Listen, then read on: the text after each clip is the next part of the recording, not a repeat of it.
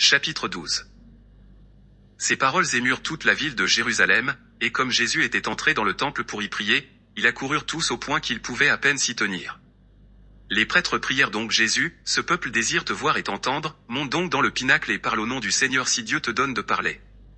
Jésus monta à l'endroit d'où parlaient les scribes et d'un signe de la main, ayant demandé le silence, il ouvrit la bouche et dit, que soit béni le saint nom de Dieu qui, dans sa bonté et sa miséricorde, voulut créer ces créatures pour qu'elles le glorifient. Que soit béni le saint nom de Dieu qui créa la splendeur de tous les saints et prophètes avant toute chose pour l'envoyer pour le salut du monde comme il l'a dit par David, son serviteur, avant Lucifer, en splendeur des saints, je t'ai créé. Que soit béni le saint nom de Dieu qui créa les anges pour qu'ils le servent.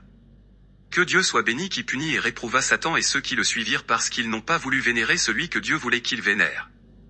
Que soit béni le saint nom de Dieu qui créa l'homme de la boue de la terre et qui l'établit sur ses œuvres. Que soit béni le saint nom de Dieu qui chassa l'homme du paradis parce qu'il avait transgressé son saint précepte. Que soit béni le saint nom de Dieu qui regarda avec miséricorde les larmes d'Adam et Ève, premiers parents du genre humain. Que soit béni le saint nom de Dieu qui punit justement Caïn, le fratricide, qui envoya le déluge sur la terre, qui brûla 3 villes scélérats, flagella l'Égypte, engloutit Pharaon dans la mer Rouge, dispersa les ennemis de son peuple, châtia les incrédules et punit les impénitents.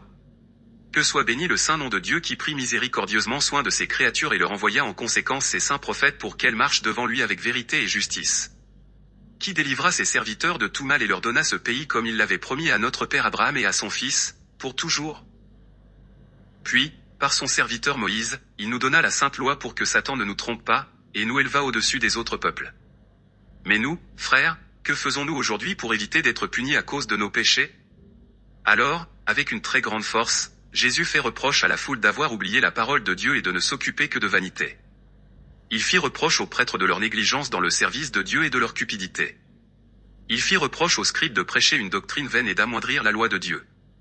Il fit reproche aux docteurs d'anéantir la loi de Dieu avec leur tradition. Et Jésus admonesta tant le peuple que tous pleuraient, du plus petit au plus grand, ils demandaient pardon et priaient Jésus de prier pour eux, sauf les prêtres et leurs chefs qui prirent Jésus en haine ce jour-là parce qu'il avait ainsi parlé contre prêtres, scribes et docteurs. Ils se mirent à envisager sa mort, mais ils n'en soufflèrent mot par crainte du peuple qu'il avait reçu en prophète de Dieu. Ayant levé les mains vers le Seigneur Dieu, Jésus priait.